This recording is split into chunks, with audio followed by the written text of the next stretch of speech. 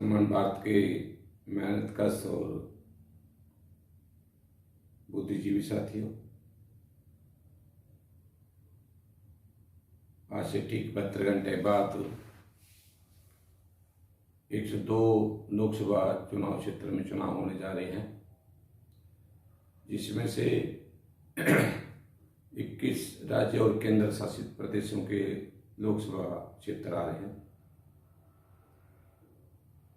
आप लोगों से एक अपील करने के लिए आज रात 12 बजे मुखातिब हुए हैं कि इस देश में 3 बड़ी बीमारी है।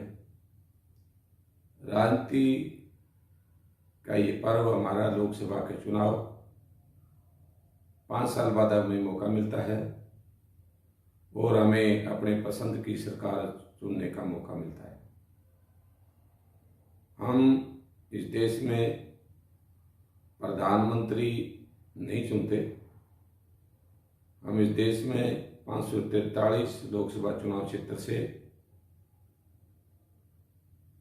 इस देश के लोगों के हक और अधिकार के लिए लड़ने वाले लोग, दुख पीड़ा और तकलीफ में काम आने वाले अपने प्रतिनिधि को, अपने लोकसभा के सदस्य को चुनते हैं।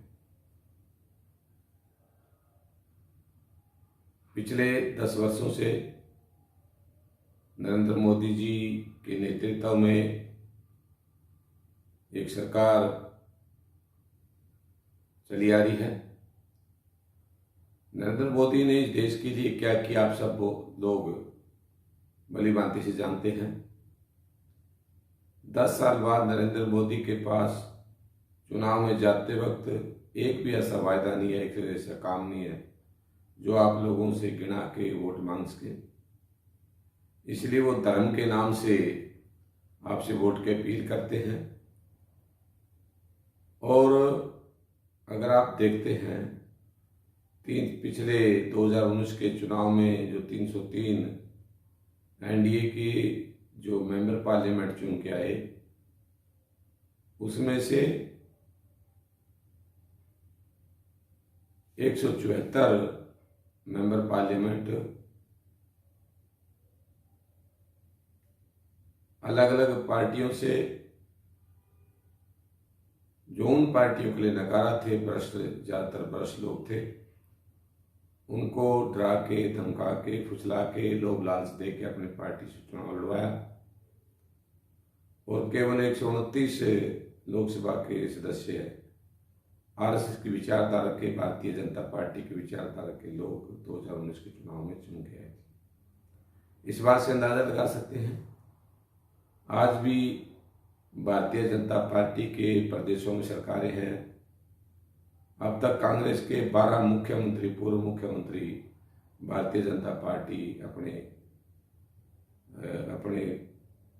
चुनाव निशान पर चुनाव लड़ा चुकी है।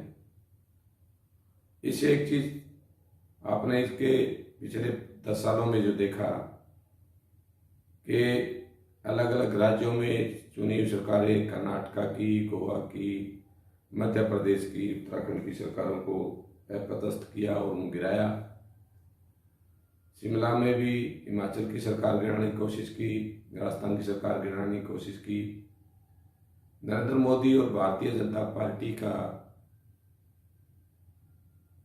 भारत के संविधान के प्रति कोई आस्था नहीं है, उसकी कोई जिम्मेवारी नहीं है।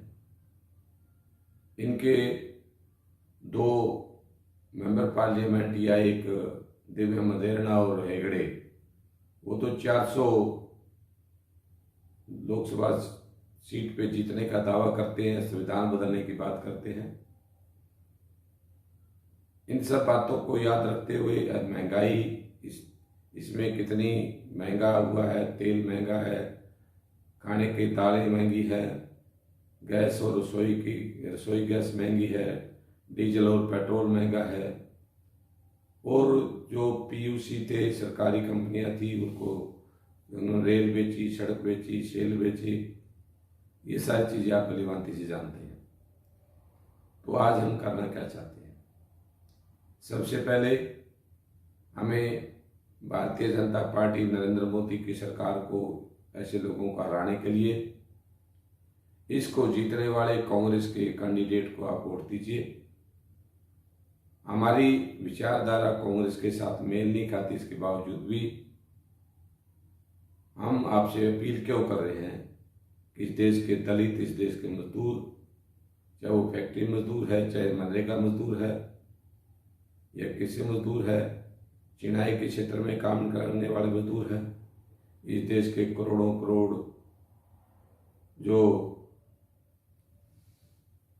प्राइवेट सेक्टर में चिनाई के उसमें काम करते हैं, बिल्डिंग कंस्ट्रक्शन में काम करते हैं या सड़क बनाने का काम करते हैं, रेल की पटरी बिछाने का काम करते हैं, पुल बनाने का काम करते हैं, उन सभी मेहनतकश जनता से मेरा आह्वान है कि आप अपने बच्चों की भलाई के लिए भारतीय जनता पार्टी और उसके सहयोगी पार्टियों के उम्मीदवार को हराएं।